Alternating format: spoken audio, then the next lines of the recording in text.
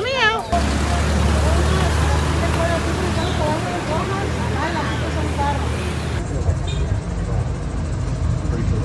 Maybe divided by 16 or 18. The food we're having in Mexico.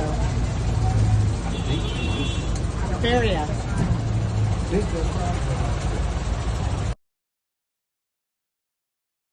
We are here still in Central Market, and I really wanted to show you this amazing meat market that it was suggested we come check out. It's incredible.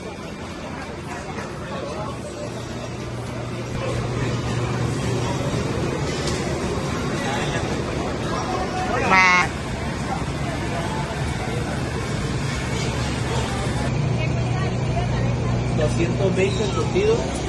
Here we are. We're back on track on our blue line. What an amazing day. We've showed you the majority of the main things and the way to get places and things to see. But you need to come and experience this yourself. So again, you go from Old Town, you go back and find the blue line. This is taking us straight back to our ship.